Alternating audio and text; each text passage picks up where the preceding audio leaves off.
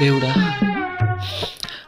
అడగకుండానే పదవినిచ్చావు, రాష్ట్రాన్ని చేతికిచ్చావు, ఆడుకోవడానికి ప్రజలనిచ్చావు, వాడుకోవడానికి డబ్బులు ఇచ్చావు, నా కోసం కత్తినిచ్చావు, బాబాయ్ కోసం గుడ్డలిచ్చావు.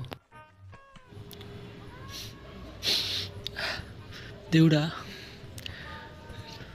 రిషికొండను తవ్వించావు, రాష్ట్రాన్ని సంకనాకించావు.